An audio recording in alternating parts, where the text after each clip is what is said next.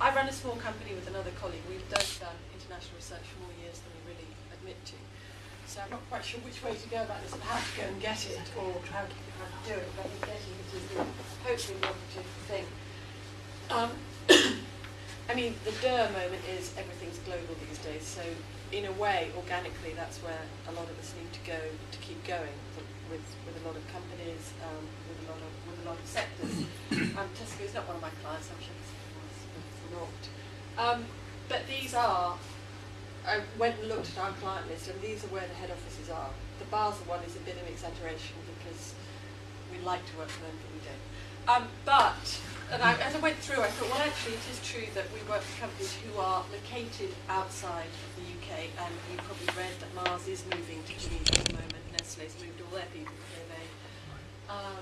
And everybody seems to be in Amsterdam. I don't know, it might be me, but the hubs seem to be Amsterdam, Switzerland, and all the States in many respects. I don't know if that echoes your experience, but so we're dealing with people who are based in all these places. And they seem to be, which I think is the bigger political question, moving out rather than moving in, although I did read that WPP are promising to move back. If that's a blessing or not, I don't know. He's been saying that for 2 years. Has he? Oh, we said it again this morning. Mm. Anyway. And so this is probably ridiculous if you've all done international research, but as it was the independent consultants group, I thought, well, you know, there are the Ipsoses and the Nielsens and everybody else, and they are out there and they can do it. But as a small company, it can be done as well, which really surprised me, actually. I thought you would just rule yourselves out if you were a 2-person, 4-person company or whatever. Our experience at the moment, and I don't know if it's yours as well, is that even some of the big companies are looking for cheaper services than Ipsos or Nielsen or what have you, and buying bits here and there. So they're not having the Rolls-Royce buying a 5-country study. They will go out and they will buy our recruitment over here and our moderation over here and our coordination over here to manage the costs themselves.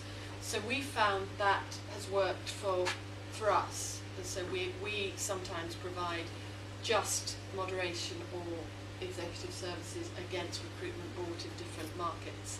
So it's all becoming a bit bitty and a bit fragmented, but that maybe is the opportunity because we're not Ipsos and Nielsen and all biggies.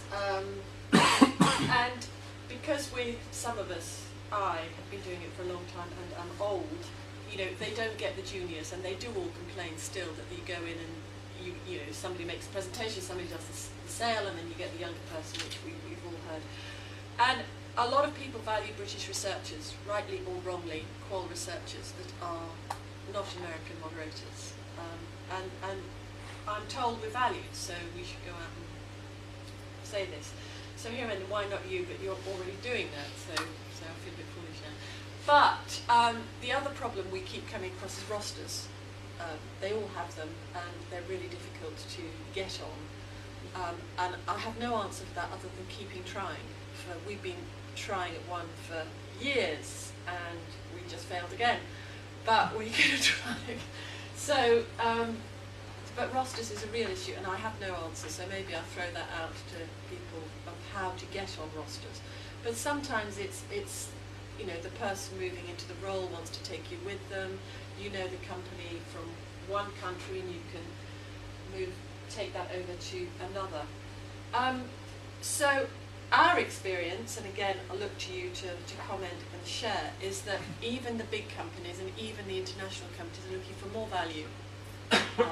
Whether it's buying bits or buying a company that they will get higher level, more strategic, or whatever research for their budget.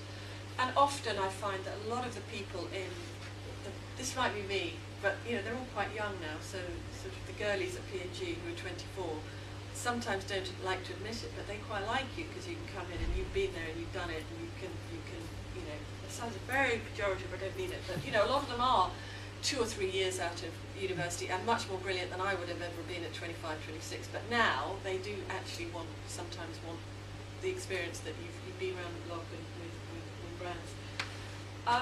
As to actually doing it, I find it terrifying to bid in other currencies, which there are a lot of countries or a lot of companies are insisting you do now, especially Euro currencies.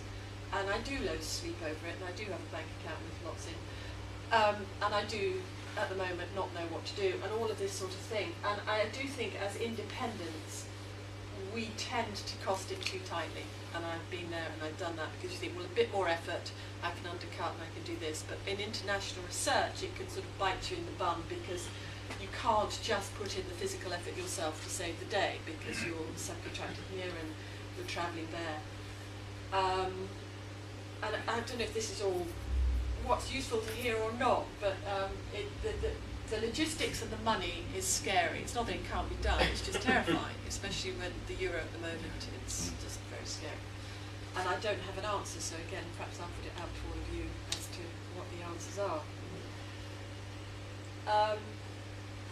In terms of saying how to get the business out of them, I mean, we have rung people up and they have given us work from the States, which really surprised me. It did really surprise me. But we just said we're senior and we're strategic and we're British, and British research is the best. I know, we really sadly did. But actually, once you've worked for a company in say the UK, you can take that out to other parts of the company, because you know how they write their concepts and their propositions, and you know how they phrase their consumer benefits and all their silly acronyms and this, that, and the other. And it goes quite a long way, we found. I don't know, again, put it all over to you to know what they do, and they all have their innovation processes and how they do it and how it all works. And if you have a handle on that, you can translate that into other countries and other brand teams. And often the brand teams are in different markets. It's sort of the same company, it's just somewhere else. It's just a different brand or a different hub or a different team. So, and often, you might say, well, we don't, work in whichever market every day of the week.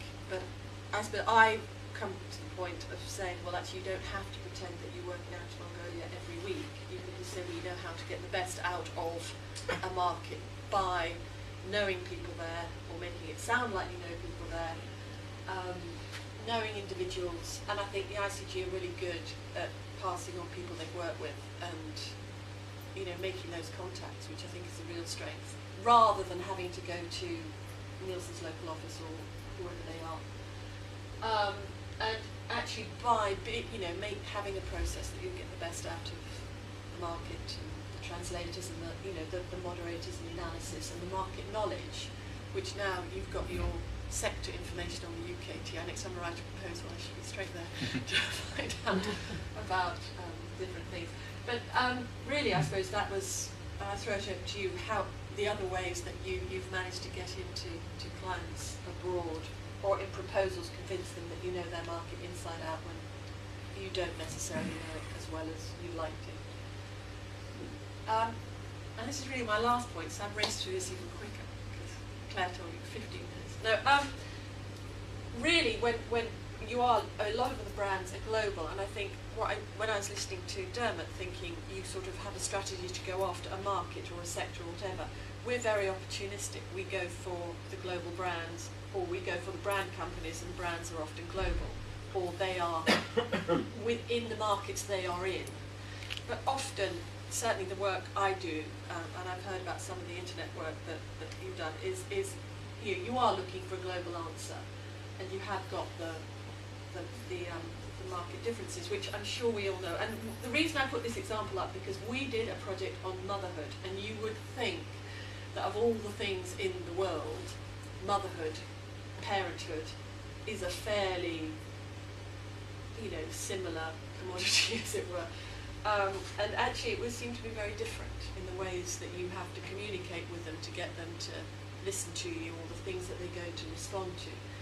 Parent the same, baby the same, but actually in talking to them, they're very different. And in terms of tone of voice, we did a summary chart. The British, make it easy for me so I can have my glass of white wine and think, well, German, I know it's cliched, but they really were. They wanted to do it properly, and you couldn't talk to them in the sense of, why don't you have this product, it'll make your life easier, because they don't want their lives easier, because they're doing it right.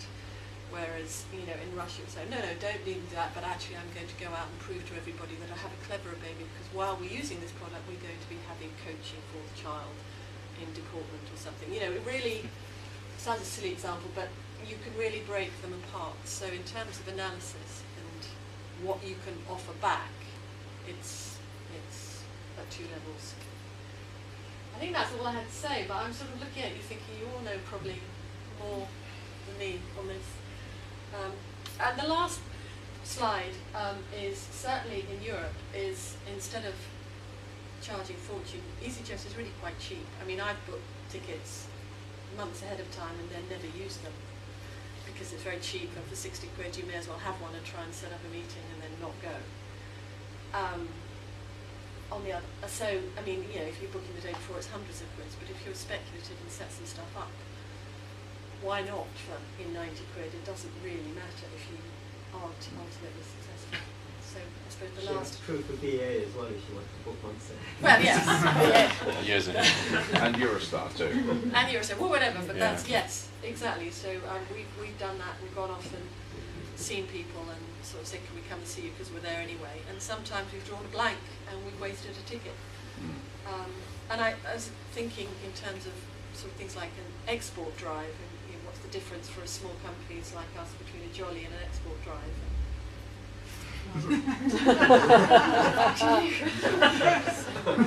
That's all. Anyway, that's it. I hope I've raised some questions, and perhaps you can share your experiences back, and I can learn from all of your experiences.